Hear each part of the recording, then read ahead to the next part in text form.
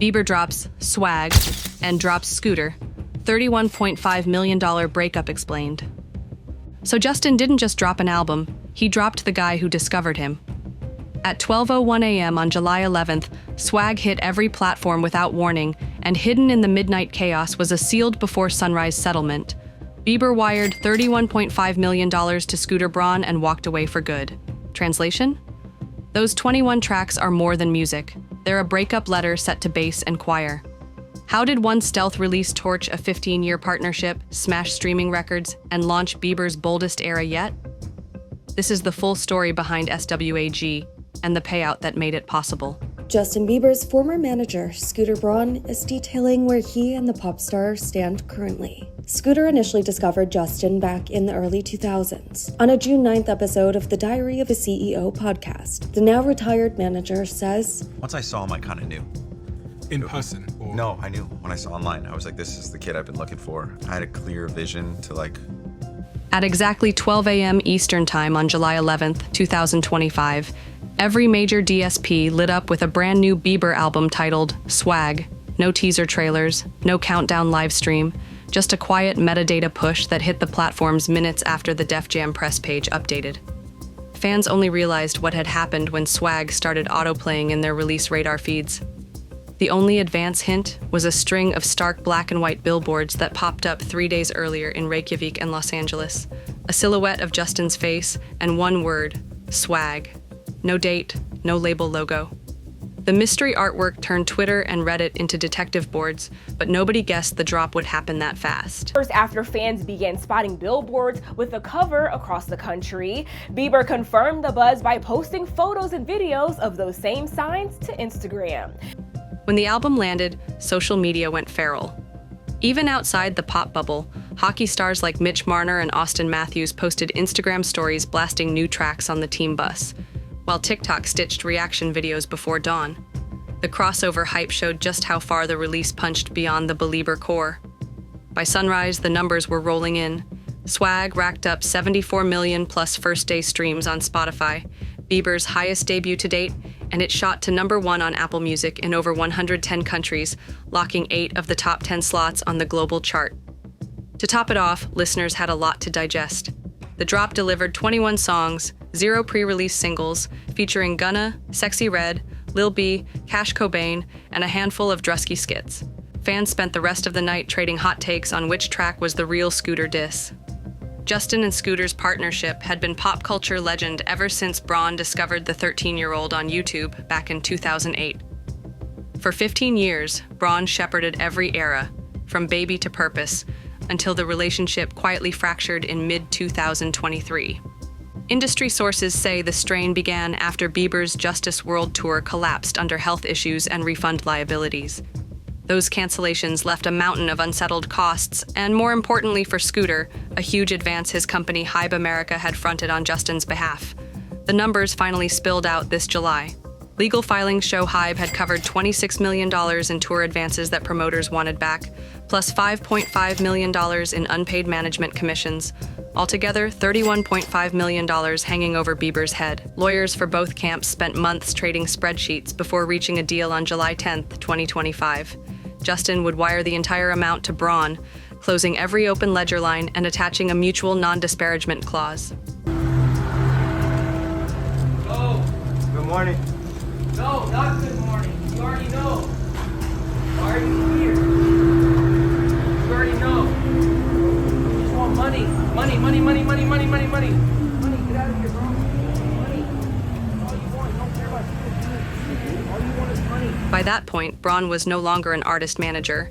He had stepped down in June 2024 to focus on his seat as CEO turned board advisor at Hybe America. The retirement looked amicable on Instagram, but insiders say the money feud accelerated Justin's decision to finish Swag without Braun's infamous hit factory apparatus, leaning instead on close friend Pooh Bear and a hand-picked producer's circle. Publicly, both sides tried a soft landing.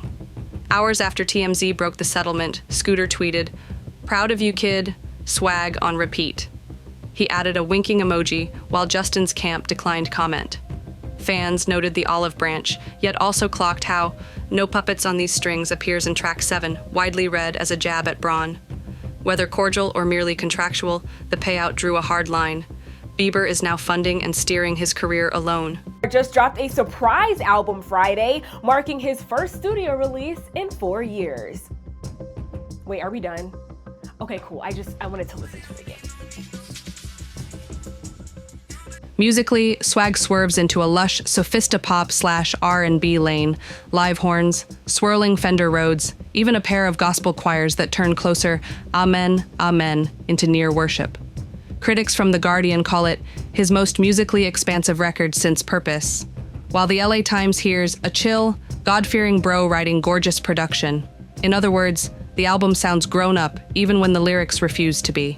Those lyrics are where Bieber rips the bandage off. On Daisies, he wonders if Haley still means forever while tossing petals, like Do You Love Me or Not.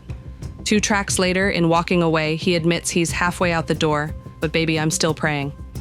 Blogs from Elle to Betches and a dissection on Vulture underline how openly he addresses marriage strain, mental health dips, and the trolls who hound his wife.